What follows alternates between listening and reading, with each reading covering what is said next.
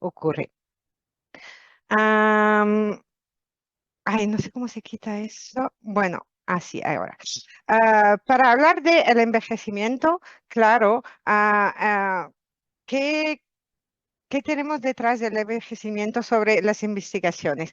Y la investigación sobre el envejecimiento explora el deterioro funcional de los organismos durante la edad adulta. Y desde 2000, más de 2000 y pico, cuando se publicó la primera edición de las características del envejecimiento, eso fue en el journal Cell, se han publicado cerca de 300.000 artículos sobre ese tema. Y los autores, en el último que salió en 2023, han propuesto 12 características para el envejecimiento. Y aquí la podéis ver, no sé si veis así, aquí lo podéis ver, que son la inestabilidad genómica, la pérdida de proteóstasis, de telómeros, la alteración epigenética, pérdida de proteóstasis, alteración de la autofagia y mucho más. Sobre todo, más o menos 12 características. Y esas características están, ¿cómo se dice? Están interconectadas entre sí y así como con las características de salud, claro. Entonces, el envejecimiento es un proceso que no es lineal y que se acelera en diferentes etapas de la vida. Por ejemplo, aquí vamos a ver que el envejecimiento es una disminución de las funciones corporales y eso ocurre a partir de la mediana edad. Y como disminución de funciones corporales tenemos la cognición, la movilidad y sobre ese tema voy a volver mucho en la presentación sobre la movilidad y es muy conocida la pérdida de densidad ósea que ocurre a la menopausia con las mujeres.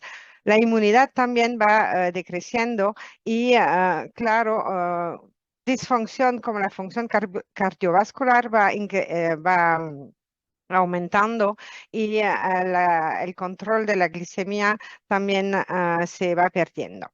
Así que lo que fue muy bien identificado es que la mediana edad es realmente una oportunidad de intervenir. Y claro, más todavía van saliendo nuevas cosas y nuevas nuevas cosas, pues que la longevidad saludable comienza también a entenderse al nivel celular. Y los cambios celulares que fueron identificados y que son relacionados con la edad se aceleran en distintos momentos de la vida. Y así podéis ver aquí un pico sobre los 40 años y pico y también otro más grande a los 80, pero también un poquito, un pequeñito aquí sobre sobre los 60 años. Así que hay que guardar y tener en mente que el envejecimiento no es algo lineal en absoluto. Ah, entonces, eso es un tema muy largo, el envejecimiento, pero ¿cuáles son las tendencias que hay hoy en día? Y lo que podemos observar con los consumidores es que hay un cambio de mentalidad y un empoderamiento del consumidor para controlar el proceso de envejecimiento. La gente quiere hacer cosas para sí mismo y quiere controlar el proceso. También las tendencias actuales es que vamos viendo más en más soluciones con bioactivas y con la nutrición para la longevidad y eso es basado en las evidencias científicas.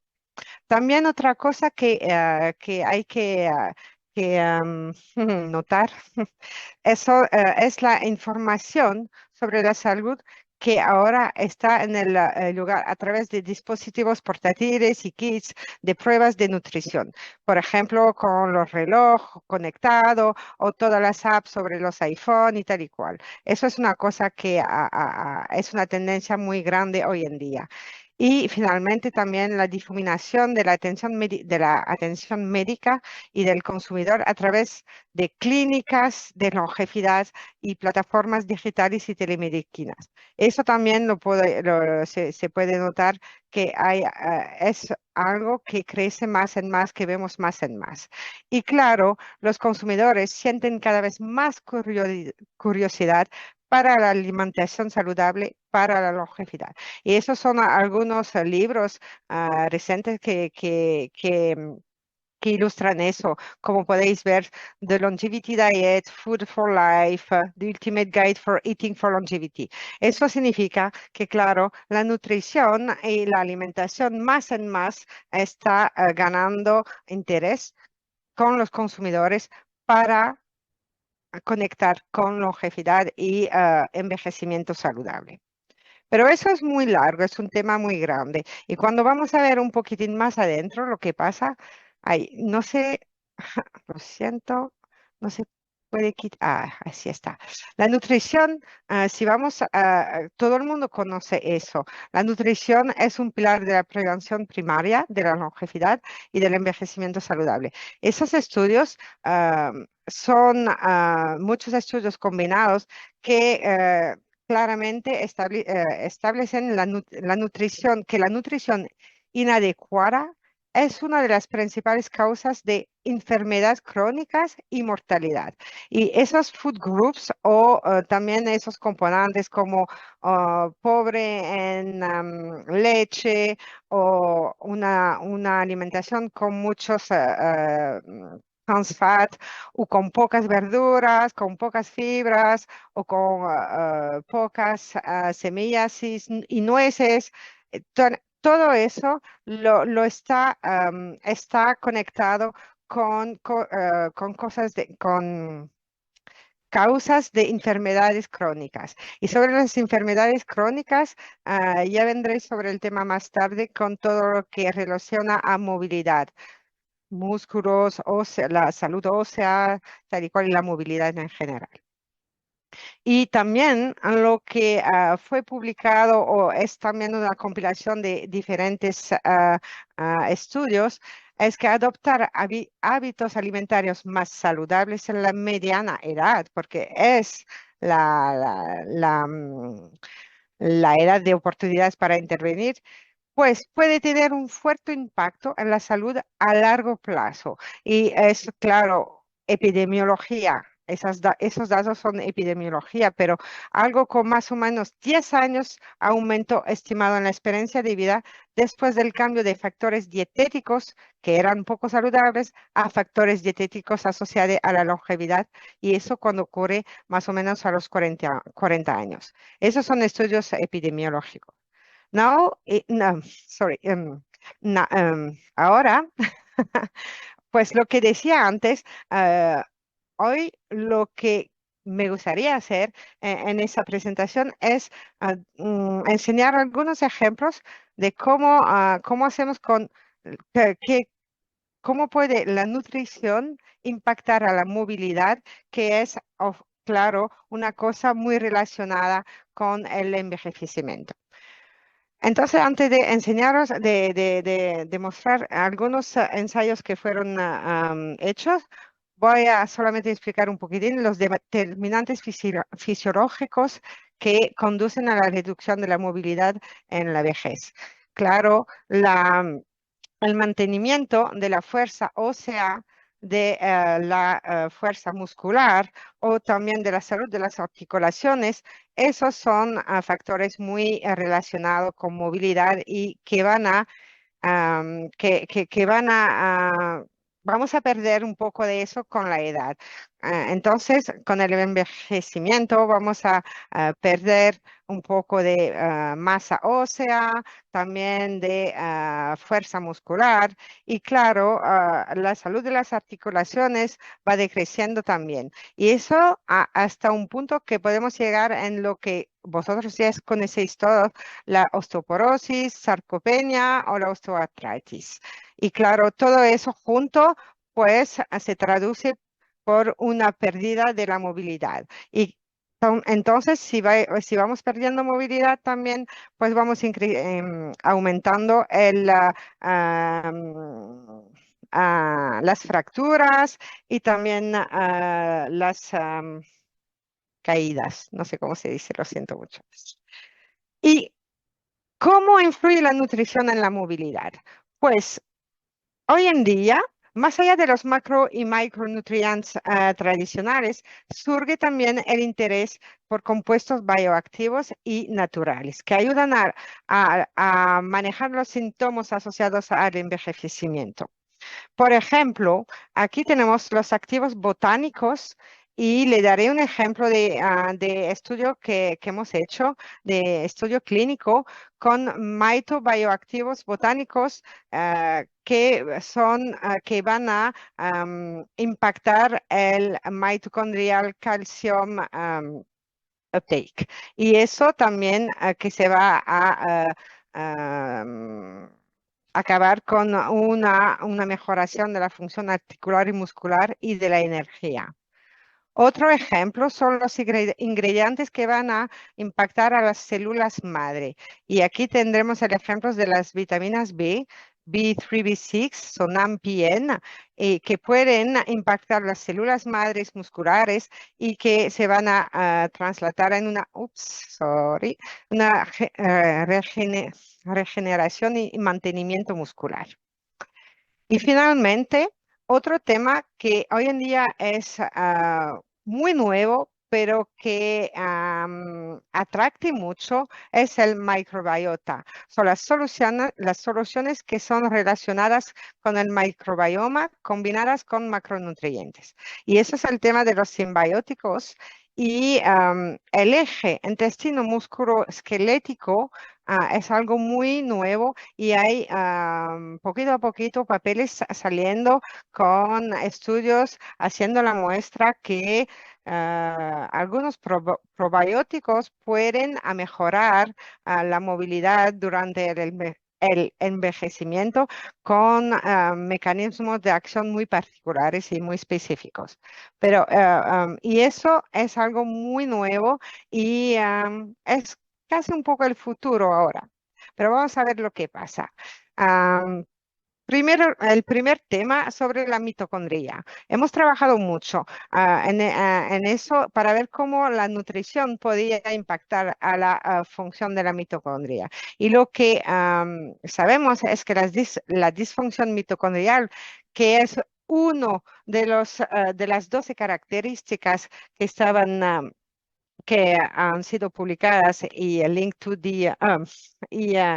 sobre el envejecimiento, perdona, pues la disfunción mitocondrial es un sello distintivo de los factores biológicos que contribuyen al deterioro físico durante el envejecimiento. Y lo que es muy conocido hoy en día es que durante el envejecimiento se produce una disminución de la función muscular, de la función muscular que es que va con una disminución de la captación de calorías mitocondriales.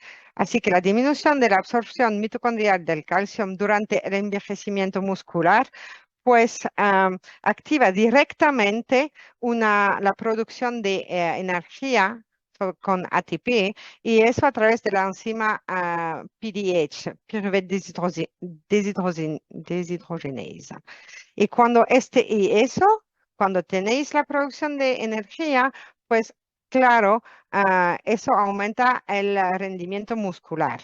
Pero cuando ese mecanismo disminuye, pues conduce, claro, a una pérdida del rendimiento muscular y del metabolismo energético.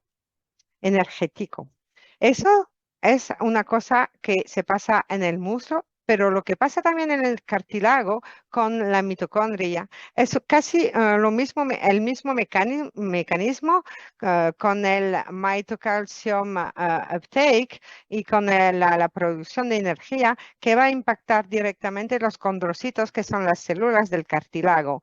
Y claro, si ese mecanismo va decreciendo, pues la función de los condrocitos va también a ser impactada negativamente y eso va a comprometer la integridad del cartílago. Entonces, lo que hemos hecho en el laboratorio, hemos identificado posibles bioactivos naturales que podrían aumentar el calcium uptake, el mitocondrial calcium intake. Y por eso hemos hecho un screening de una biblioteca que tenía más de 5.000 bioactivos naturales. Hemos hecho un screening sobre la capacidad de esos bioactivos de activar el mecanismo de la mitocondria.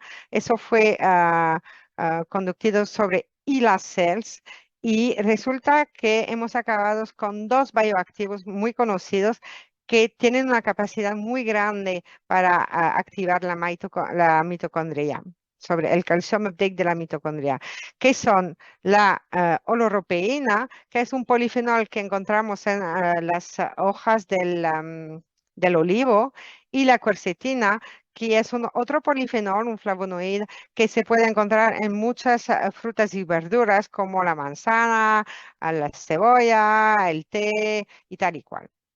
Y entonces hemos conducido muchos experimentos celulares, con preclínica modelos y también hemos hecho evidencias clínicas para estudiar la eficacia de la oloropeína para el dolor articular y para la fatiga y energía muscular. Ese es un ensayo que hemos hecho hace algunos años, 3 o 4 años, y donde hemos hecho la muestra que con los sujetos que tenían dolor articulado, después de 3 y 6 meses, tenían una mejorada de la movilidad, como lo podéis ver, con los que tenían el ologopeína contra los placebo. Hemos hecho la muestra aquí que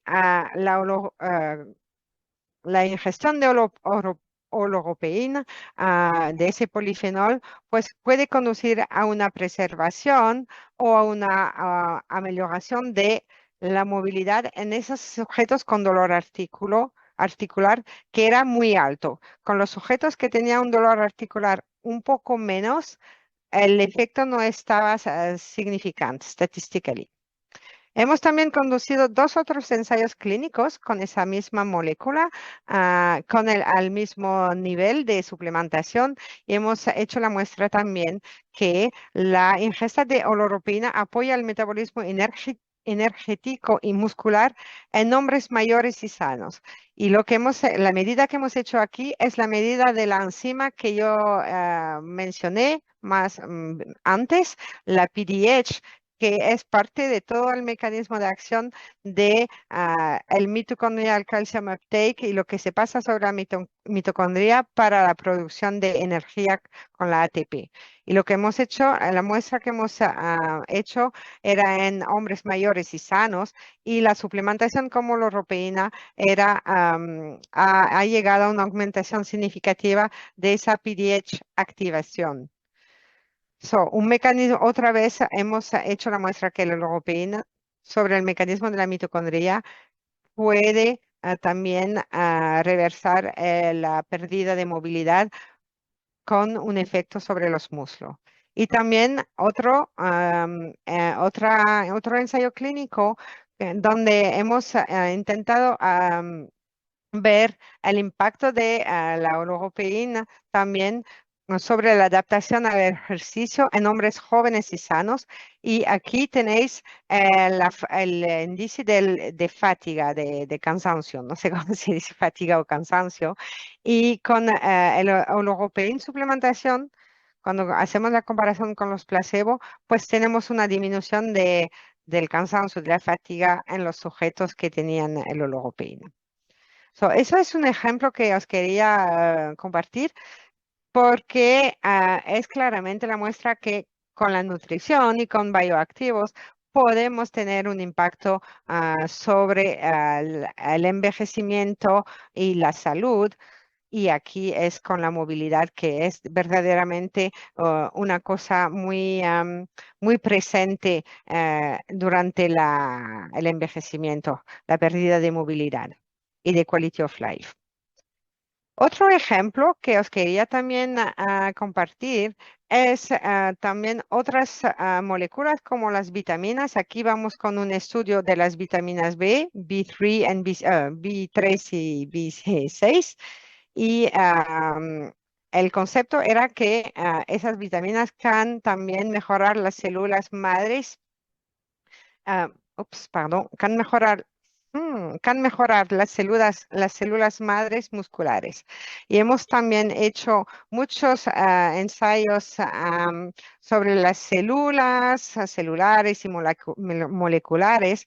Y lo que hemos hecho también al final de cabo es un estudio clínico en voluntarios sanos que hemos hecho la muestra que Nambesis puede estimular a la actividad de las células madre musculares, así es un poco animado y sobre todo lo que hemos hecho es la muestra que las myofibras eh, regene- regeneradoras en biopsias de músculos están aumentado casi de 40% con el combo de las dos vitaminas. Eso era una intervención que fue durante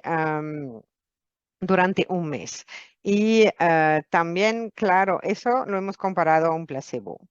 Y finalmente, lo que también hemos hecho es la muestra que ese combo de vitaminas can, revierte el decline relacionado con la edad en los progenitores miogénicos humanos, que son las células madres, los progenitores de las células madres. Y también hemos hecho la muestra que, claro, con como van decreciendo con la edad esos progenitores, pues si hacemos una intervención y quedamos el combo de las dos vitaminas, el pool de esos progenitores se queda mucho más alto. Claro, sigue decreciendo, bajando con la edad, pero mucho menos que sin las vitaminas. Y eso es relacionado también a los niveles sanguíneos de NAMPM que se asocian positivamente con la masa muscular y la función en los 60 plus. Sorry. La conclusión en los mensajes que para llevar a casa, pues el envejecimiento es una cosa que tenemos que verdaderamente tener en mente, que es un proceso no lineal y que la ventana de oportunidad se sitúa entre los 40 y 60 años. También la nutrición es un pilar de la longevidad saludable. Vemos muchas cosas sobre la quality of life, el ejercicio, tal y cual, pero la nutrición verdaderamente es un pilar. Y nutrición es algo muy amplio como tema, pero sobre los bioactivos de origen vegetal, como los polifenoles o las vitaminas, o sea, también, o los macro y micronutrientes, puede, pues pueden preservar la movilidad, la funcionalidad y la fuerza. Eso hemos hecho los ensayos clínicos, algunos ejemplos que estaban sobre las diapositivas hoy. Y finalmente, la conclusión es que la solución relacionada con el microbioma son una nueva vía a explorar. Y claro, no podemos decir que es más eso o eso que tiene un impacto positivo. Es más bien un todo. Así que, claro, explorar nueva vía con el microbioma es una oportunidad muy interesante, pero siempre tenemos que tener en mente que tenemos que una alimentación que está balance y que está sin las cosas malas es el pilar para un envejecimiento saludable. Muchas gracias por escucharme y perdona por el español. Doctora, todo lo contrario, muchísimas gracias. Gracias por el esfuerzo. Yo sé que nuestros participantes asistentes lo valoran muchísimo porque para nosotros es importante ampliar este conocimiento. Y bueno, tenemos ya algunas preguntas.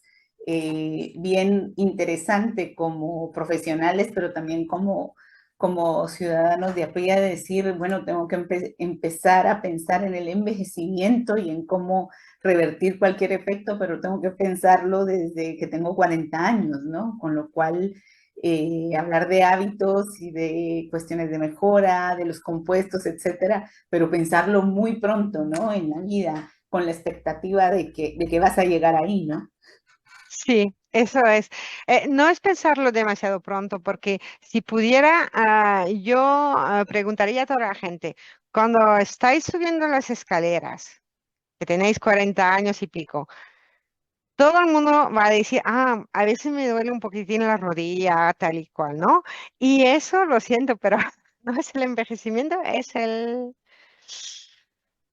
cuando empiezan las cositas, ¿no? Y por eso, claro, más bien de tratar de curar las consecuencias del envejecimiento, que eso son más toda la farmacia y tal y cual, Exacto, pues todo la lo correctivo. nutrición va con la prevención. Y por eso la oportunidad es 40, pero 40 hasta los 60 más o menos, claro. Pero es decir, antes de que las cosas sean peor y que estéis en el disease stage, en la Estado patología. ya de enfermedad, exacto. Eso es, eso Muy es. bien, excelente. Pues tengo dos preguntas muy ¿Sí? relacionadas sobre la oleuropeína. Yo tampoco Sí. la puedo pronunciar muy bien y hablo Es español. muy difícil. Nos están consultando dos personas precisamente porque sé que hay muchos asistentes también de España el día de hoy sobre su presencia obviamente en el aceite de oliva, me parece que están en las hojas del olivo también, ¿no? Según recuerdo, y si realmente, por ejemplo, este tipo de compuestos bioactivos pueden formar parte de la alimentación, pero hay como una cantidad, una recomendación, etcétera, ¿no? Entiendo que vienen de muchas fuentes de la dieta, pero las personas pues también se enfocan en un producto de consumo Mm, alto, ¿no? Para mm. conocer esa información. Sí, y es una muy buena pregunta y muchas gracias.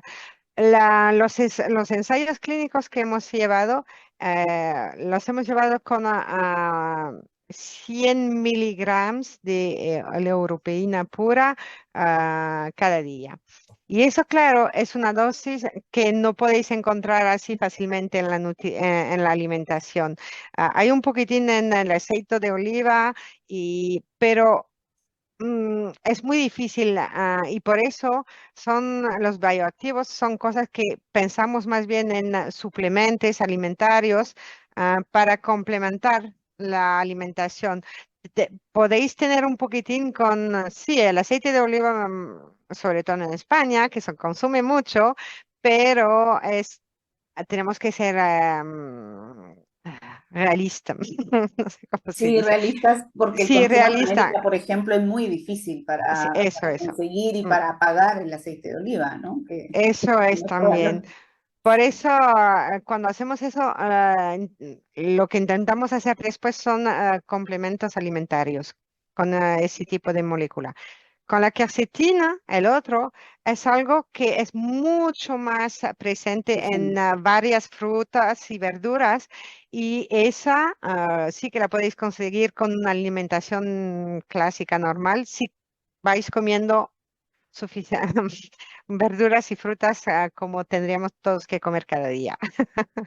Cinco Exacto. diferentes casi, Cinco hasta raciones 10. al día de frutas y verdura podrían darnos, porque Eso. ya uno de los asistentes justamente decía cuál sería la dosis para la prevención de daños musculares, pues ya nos las aportó para ambas, ¿verdad, doctora? La dosis que, que nosotros hemos investigado es 100 miligramos cada día, que venían en un extracto de hojas de olivo, y el extracto tenía 40% de oligopeína. Entonces, que eran 250 miligramos cada día. Esa es la dosis que nosotros hemos investigado, y hoy en día lo único que tenemos en dos response son ensayos celulares, pero al nivel clinical no hay. Eso es una cosa que tendría, que debería ser investigada, pero bueno. Sí, Entonces, que yo no puedo decir si una dosis más, a un nivel más bajo tendría el mismo efecto o no. Eso no lo podemos saber. Suspectamos que sí, pero no hemos hecho la muestra todavía. ok. Bueno, me preguntan si usted está entonces a favor de coadyuvar, digamos, la dieta con algunos suplementos de vía oral, vitamina C, ¿Mm? resveratrol, glutatión. Bueno, algunos incluso me preguntan por las vitaminas del complejo B, si realmente estas tienen evidencia para mejorar la masa muscular o para apoyar en no perderla, más bien, ¿no? Eso es, lo que hemos hecho, lo que hemos hecho con las vitaminas B es ir al principio de la masa ósea, tratar con las células madres y después, entonces, como normalmente pensamos, las células madres están aquí para construir el músculo durante la crecencia. Pero también lo que pasa es que durante el envejecimiento o cuando tenemos un evento que un dolor al músculo o que perdemos un poco de músculo, las células madre van a ser movilizadas para hacer un poquitín más masa muscular, pero es muy difícil. Y las vitaminas B sí que pueden estimular y boost ese mecanismo de acción.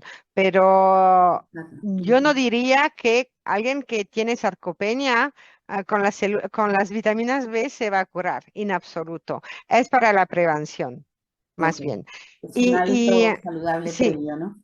sí, exactamente. Y la otra parte de la pregunta que era como que si yo estoy en favor de complementar la alimentación normal, eso depende de cada uno porque la gente que es tan deficiente, claro que sí que van a beneficiar de un complemento alimentario, pero la gente que no, pues no necesitan, no es necesario tomar más de lo que de las recomendaciones. Eso sí que no.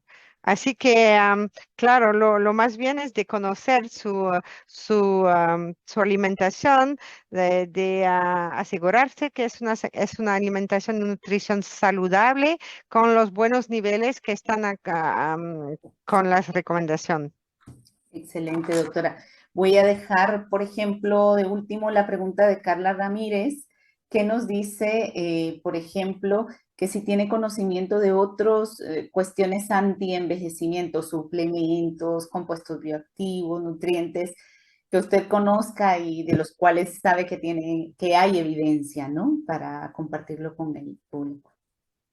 Muchas gracias por la pregunta y se va a reír mucho con con la manera de que voy a contestar. Sí, tengo y la persona que hizo la pregunta también lo sabe. Vamos a ver, calcio y vitamina D. Cuando las mujeres llegan a los 40 años, empiezan a perder la masa ósea, porque es normal con la menopausia y tal y cual. Simplemente calcio y vitamina D es algo, un complemento alimentario que va a ayudar a no, que va a ayudar a minimizar un poco esa pérdida de masa ósea. Claro, no va a revertir el proceso, pero es algo que va a ayudar a prolongar un poquitín o haz que la pérdida de masa ósea no sea tan fuerte. Así que si queréis que os diga una molécula que pueda hacer todo, eso no la conozco y nadie la conoce. Pero si vamos por compartimento organismo, como músculo esqueletal, como cardiovascular, sí que a cada organismo tenemos soluciones nutricionales que tienen la muestra que van a ayudar el tisú o no sé, o Sí, es. el Ujú. corazón, pero otra vez es un todo.